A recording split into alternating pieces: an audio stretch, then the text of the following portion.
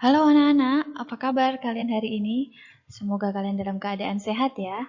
Nah, hari ini kita akan membahas tentang tema 2, subtema 2, materi IPA-nya tentang ciri-ciri khusus pada hewan.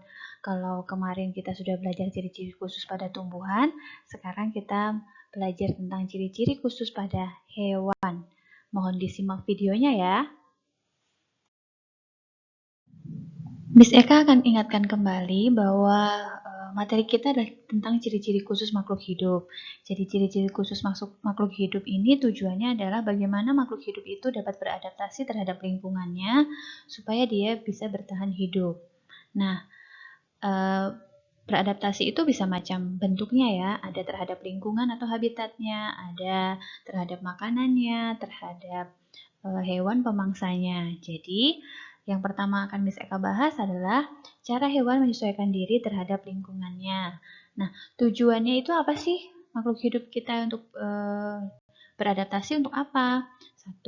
Untuk memenuhi kebutuhan hidupnya. 2. Mengatasi kondisi lingkungan yang ekstrim. Contohnya, si unta dia tinggal di tempat yang panas yaitu gurun.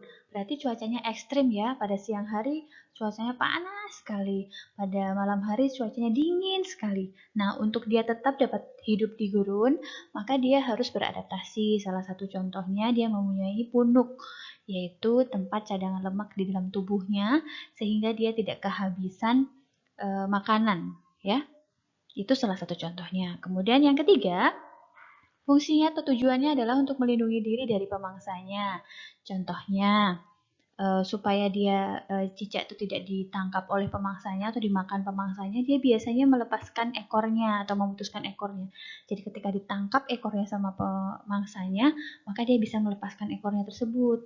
Itu namanya autotomi. Nah, itu salah satu dari sifat-sifat atau ciri-ciri khusus pada hewan untuk menyesuaikan diri terhadap lingkungannya, terhadap makanannya, terhadap pemangsanya. Nah, nanti Miss Eka akan bahas lebih luas lagi, jadi kalian mohon simak dengan baik ya.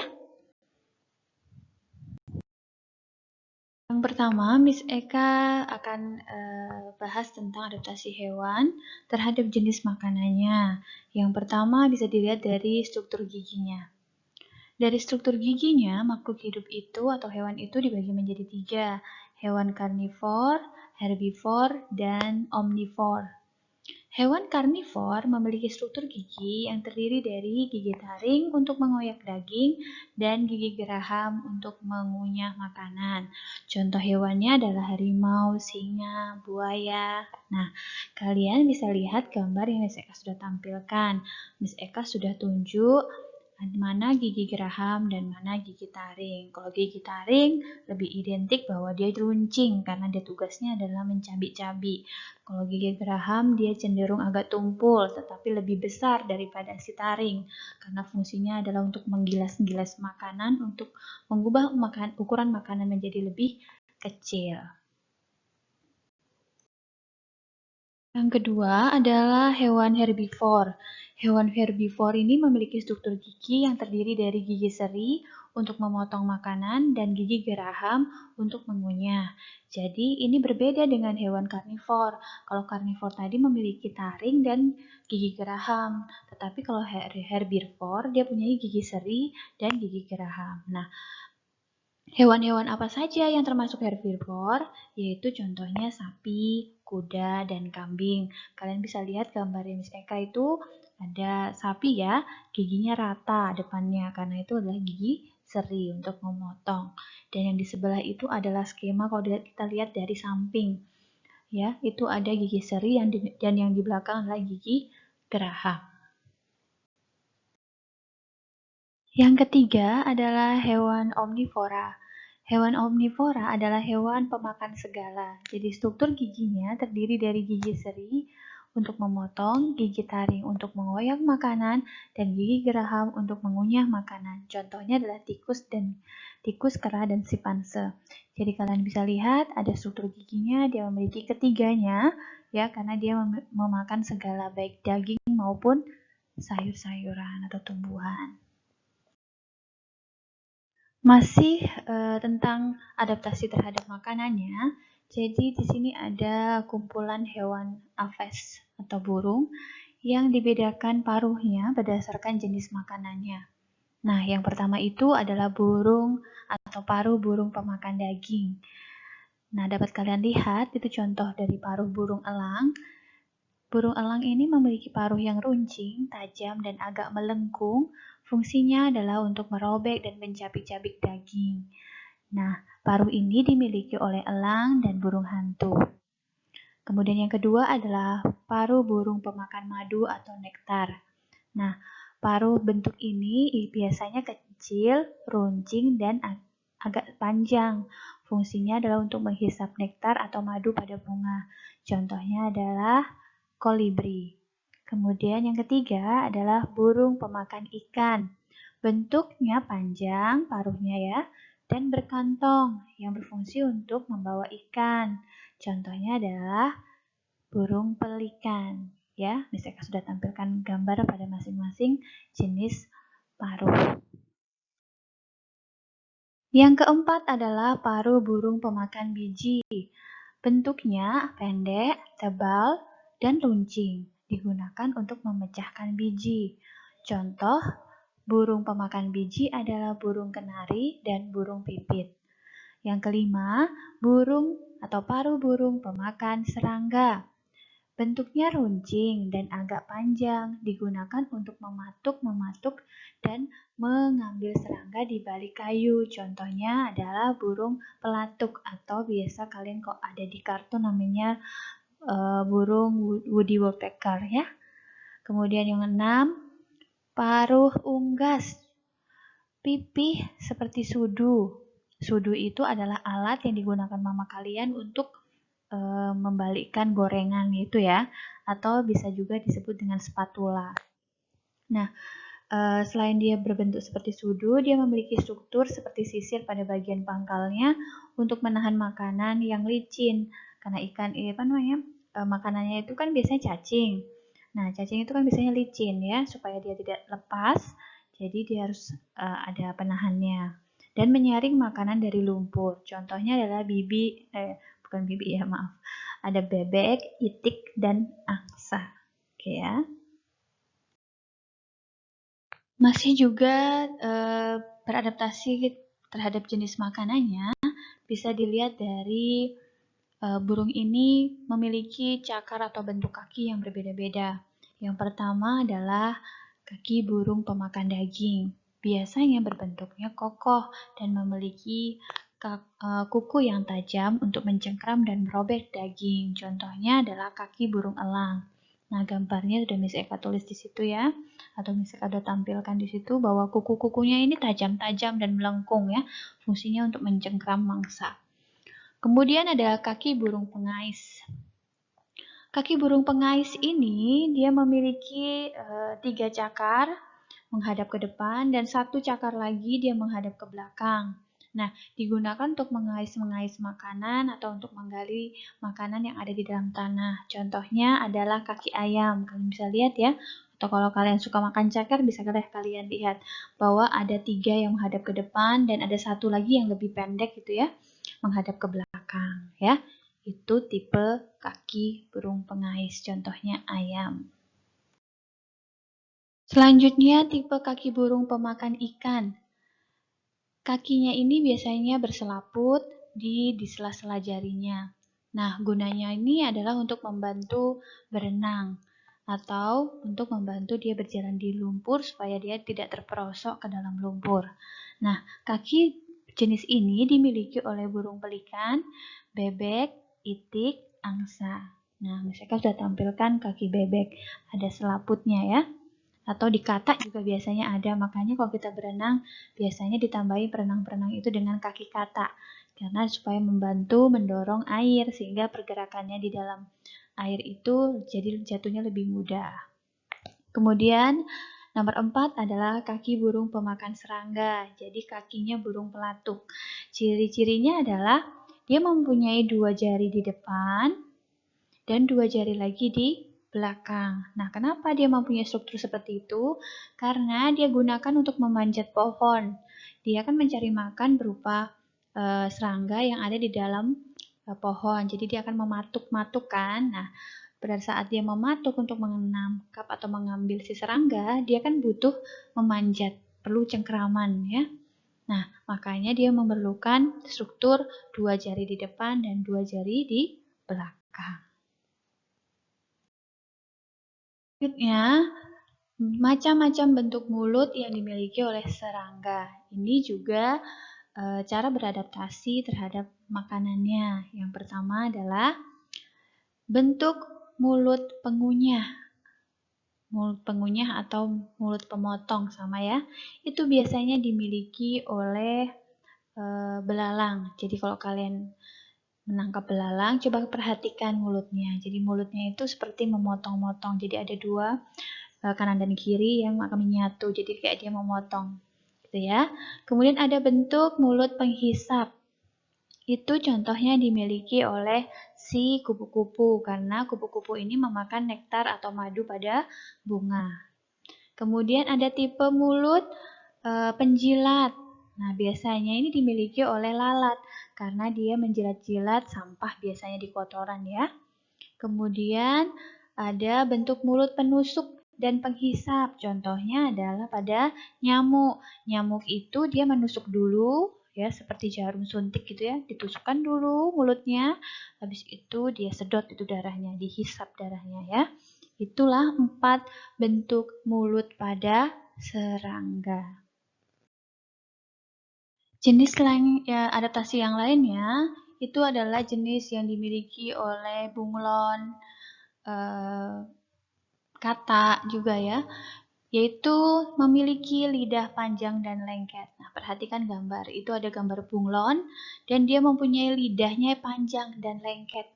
Jadi dia nggak perlu terlalu dekat dengan pemangsanya, tetapi dia dari jauh-jauh aja dia bisa menangkap mangsanya atau makanannya atau hewan lain yang dia akan dimakan. Itu adalah cara adaptasinya. Selanjutnya, itu adalah cara hewan beradaptasi terhadap kondisi lingkungan tertentu. Seperti yang Miss Eva contohkan di awal, dengan kondisi tertentu atau habitat tertentu yang ekstrim, ada beberapa hewan dia mampu beradaptasi. Contoh yang pertama adalah unta. Unta dia hidup di habitat yang kering dan panas. Kalau malam dia dingin sekali, jadi dia mempunyai cuaca yang ekstrim atau kondisi habitat yang ekstrim. Nah, untuk mengatasi keadaan habitat seperti itu, unta ini memiliki punuk untuk menyimpan cadangan lemaknya. Jadi perhatikan, di punggungnya itu ada sesuatu yang menonjol, itulah yang dinamakan punuk. Punuk ini adalah lemak. Ketika lemaknya itu sudah dipakai, maka lemak itu dia akan habis dan mengecil. Kemudian nanti dia isi kembali sebagai cadangan lemak. Oke ya. Kemudian dia memiliki bulu mata yang lebat dan panjang untuk melindungi mata dari debu. Kemudian ususnya panjang untuk menyimpan banyak air karena dia perlu jalan yang agak jauh. Belum tentu di padang pasir itu ada sumber air. Kemudian memiliki telapak kaki yang lembut untuk berjalan di atas pasir sehingga dia nggak kepanasan ya. Jadi dia punya kayak bantalan yang di kakinya yang keras sehingga dia tidak mudah kepanasan. Yang kedua, ini ada bebek, itik, dan angsa. Tapi yang digambar Miss Eva tampilkan itu itik ya. Jadi bebek, itik, dan angsa itu berbeda ya. Yang pertama, jadi bisa saya jelaskan dulu ya. Jadi bebek, itik, dan angsa ini dia hidup mencari makan di air atau lumpur. Dia makannya cacing. Bentuk adaptasinya antara lain satu, paruhnya berbentuk sudu yang pipih untuk memudahkan mencari cacing di lumpur. Kemudian kakinya berselaput untuk memudahkan dia berenang dan berjalan di lumpur. Yang ketiga, bulunya dilapisi oleh lapisan minyak agar dia tidak basah saat berenang. Kalau kalian perhatikan bebek sedang berenang, maka bulunya ini tetap bersih, tidak basah kuyup gitu tidak ya, tapi dia tetap bersih. Jadi nanti ketika dia sudah selesai berenang, dia tinggal mengibas-ngibaskan bulunya, nanti dia akan kering kembali karena dia memiliki minyak. karena minyak itu nggak bisa diserap oleh air ya. Yang ketiga adalah beruang kutub. Perhatikan gambar beruang kutub ya. Beruang kutub ya pasti tinggalnya di kutub yang penuh salju dan keadaannya pasti dingin.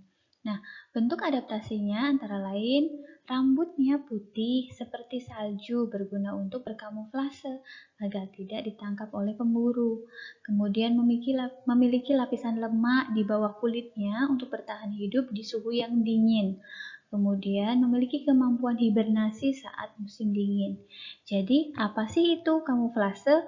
Kamuflase itu adalah kemampuan makhluk hidup menyesuaikan warna dan tubuhnya dengan lingkungannya. Jadi, warna tubuh si beruang ini kan putih ya. Jadi dia sengaja sembunyi di salju-salju yang putih juga. Jadi memang warna dasarnya memang putih.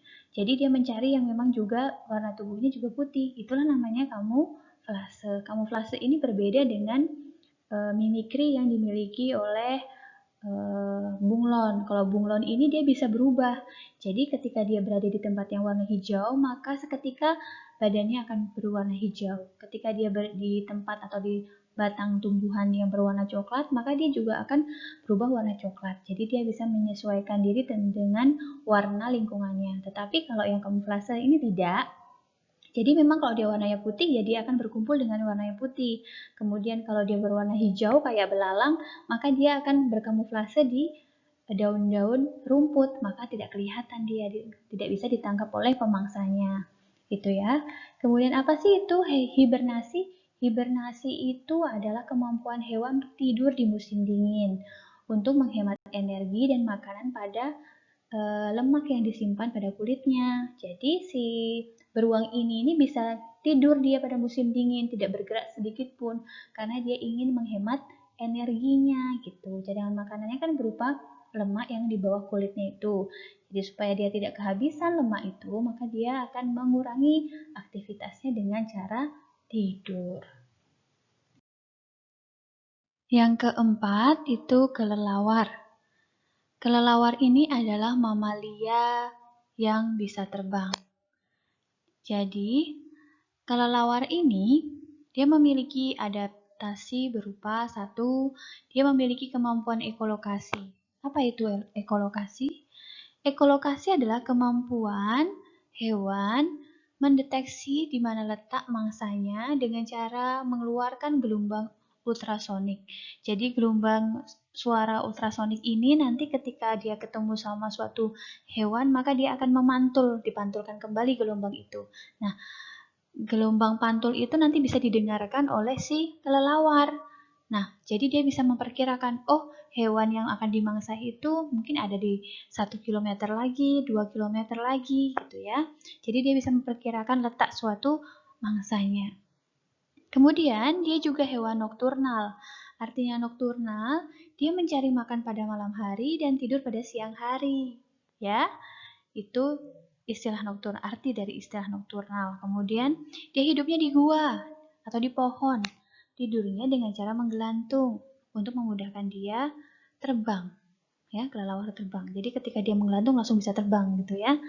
Itu tujuannya, nggak perlu sedikit-sedikit dulu baru dia terbang. Kalau dia menggelantung sudah berada di atas sehingga dia tinggal mengembangkan sayapnya untuk melanjutkan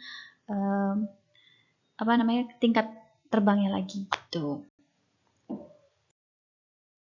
Yang kelima adalah burung hantu. Jadi burung hantu ini cara adaptasinya satu, dia mempunyai mata yang menghadap ke depan.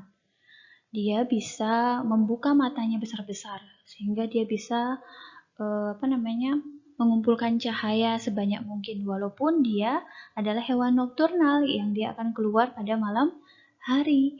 Tetapi karena dia matanya bisa dibuka dengan lebar, maka dia bisa menyerap energi cahaya-cahaya yang banyak sehingga dia bisa dapat melihat ya. Nah, kemudian dia mempunyai paruh yang bengkok karena dia termasuk hewan karnivor, dia pemakan daging.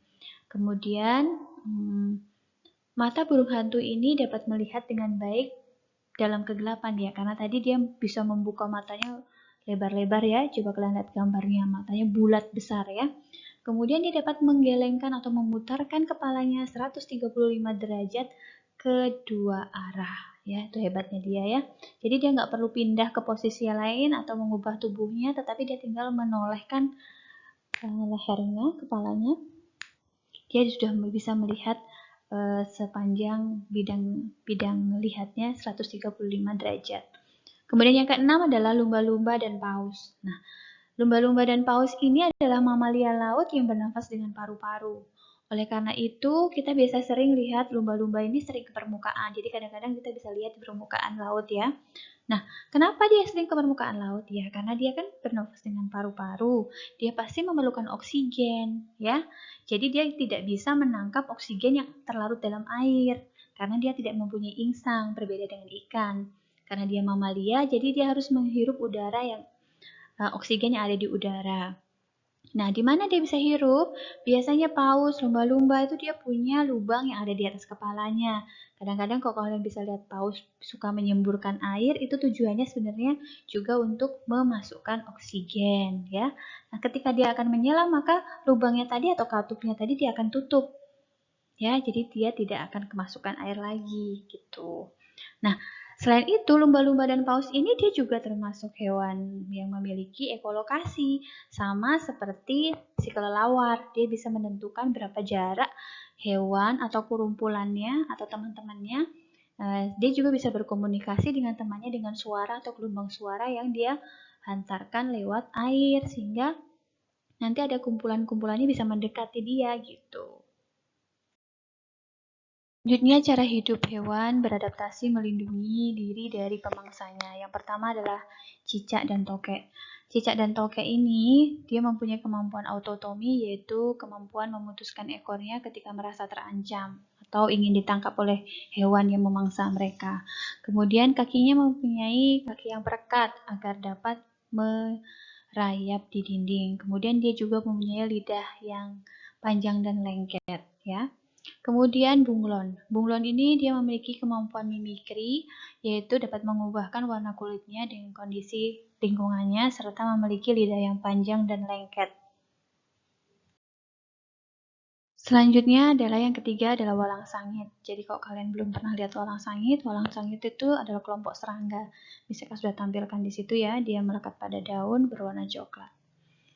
Nah, walang sangit ini supaya dia melindungi diri dari pemangsanya atau dia merasa terancam, biasanya dia mengeluarkan bau yang menyengat. Jadi biasanya kalau kita cium bau yang tidak enak itu biasanya dari walang sangit ini ya. Kemudian landak. Kalau landak ini dia mempunyai rambut seperti duri, jadi ketika dia merasa takut atau merasa terancam, dia bisa memberdirikan si durinya tadi supaya orang yang ingin hewan yang ingin memangsa atau pemangsanya dia akan terluka karena durinya. Kemudian kalajengking. Kalajengking ini dia memiliki racun pada ekor ya. Coba kalian lihat ya, ada racun di bagian ekornya. Kemudian dia juga memiliki 2 pasang capit ya. Ini sangat mematikan juga ya. Jadi kalian harus hati-hati untuk kalajengking ini. Yang keenam adalah cumi-cumi. Cumi-cumi ini dia bertahan hidup dari pemangsanya dengan cara mengeluarkan cairan berwarna hitam seperti tinta. Jadi dia ini supaya mengelabui mangsa. Ketika ada pemangsa yang mendekati dia, maka dia akan menyemburkan tinta, kemudian dia akan lari ke belakang. Jadi dia mundur secara cepat, mengejutkan gitu ya. Jadi dia akan mundur ke belakang sambil menyemprotkan si tintanya. Kemudian ada ikan buntal yang ketujuh. Ikan buntal ini ketika dia merasa terancam, maka dia akan mengembungkan badannya dan di mana badannya itu ada memiliki duri-duri. Nah, duri-duri ini beracun.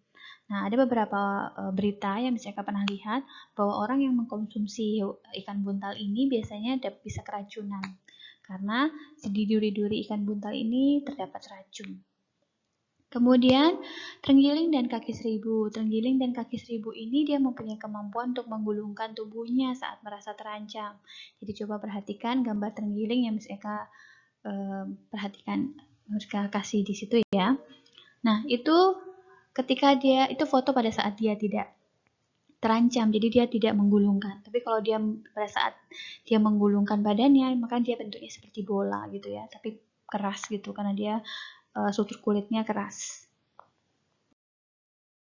Seperti biasa, di akhir pembelajaran Miss Eka akan memberikan tugas pembelajaran tema 2, subtema 2. Nah, kalian baca atau cermatin lagi video Miss Eka sebelumnya kalau kalian masih bingung, atau kalau kalian tetap masih bingung, kalian boleh chat Miss Eka untuk menanyakannya. Nah, setelah kalian merasa sudah tidak bingung, kalian boleh menjawab pertanyaan di video ini. Yang pertama, tuliskan 3 ciri khusus bebek beserta fungsinya. Sudah ada ya. Nomor 2, sebutkan pembagian hewan berdasarkan struktur giginya. 3, bagaimanakah cara cicak menyelamatkan diri dari pemangsanya. Nomor 4, sebutkan bentuk-bentuk mulut serangga dan jenis serangganya. Yang kelima, kerjakan pena halaman 113 bagian A saja. Di sana ada bagian B, tapi misalkan tidak suruh bagian B, kalian menjawab yang bagian A saja. Nah, kalian kerjakan, kalian tulis jawabannya saja pada buku latihan, dan kemudian kalian foto ke WA Miss Eka. Kirim ke WA Miss Eka fotonya ya. Nah, Miss Eka tunggu jawaban kalian pukul 20 WITA. Oke? Miss Eka harap kalian bisa bertanggung jawab terhadap tugas. Salah dan benar itu soal belakangan ya, nomor 2 yang Miss Eka perhatikan. Tetapi yang Miss Eka perhatikan atau Miss Eka akan memberikan nilai yang besar adalah bagaimana kalian bertanggung jawab terhadap apa tugas-tugas yang Miss Eka berikan. Semakin kalian semangat untuk mengerjakan dan tidak diundur-undur waktunya, maka nilai kalian juga akan besar. Gitu ya. Karena itu tandanya Miss Eka akan melihat kalian itu bertanggung jawab terhadap tugas, gitu ya. Dan kesungguh-sungguhan kalian. Jangan asal jawab, tetapi kalian harus lihat videonya dengan baik. Oh, jawabannya ini karena begini. Kalau diminta dia dijelaskan, ya jawabkan jawabannya isi dengan jelaskan. Tetapi kalau kalian minta dijelaskan, tetapi kalian cuma menyebutkan saja dan menjelaskan cuma sedikit, ya Miss Eka juga nggak bisa menilai apakah kalian sungguh-sungguh mengerjakan atau tidak. Oke ya. Jadi yang pertama adalah sikap kalian. Yang kedua adalah baru nilai kebenaran dari kalian dalam menjawab. Bisa ya? Miss Eka harap kalian bisa mengerjakan dengan baik. Miss Eka yakin dan percaya sama kalian. Kalau kalian sungguh-sungguh, tugas ini kecil, gampang, dan cepat selesai. Oke? Tetap semangat, tetap jaga kondisi. Demikianlah anak-anak, video Miss Eka kali ini tentang ciri-ciri khusus pada hewan. Miss Eka harap video ini bisa membantu kalian. Jika kalian masih menemukan kesulitan, kalian bisa nge-WA Miss Eka apa kesulitan-kesulitan kalian. Nanti Miss Eka akan bantu terangkan kembali sampai kalian mengerti. Oke ya? Yang penting kalian sungguh-sungguh, Miss Eka udah ancungin jempol buat kalian ya. Kemudian cuma itu saja sih. Yang penting kalian tetap semangat ya. Tetap semangat, tetap jaga kondisi. Dan satu lagi, jangan sampai kalian main games lupa waktu. Please, Miss Eka pohon. Boleh kalian main game, Miss Eka tidak pernah larang, tapi please, jangan lupa waktu. Lupa belajar, lupa mandi, lupa perintah orang tua. Miss Eka nggak mau itu ya. Jadi kalian tetap jadi anak yang baik, anak yang bertanggung jawab, anak yang disiplin. Oke? Bye. Sampai jumpa di video Miss Eka selanjutnya.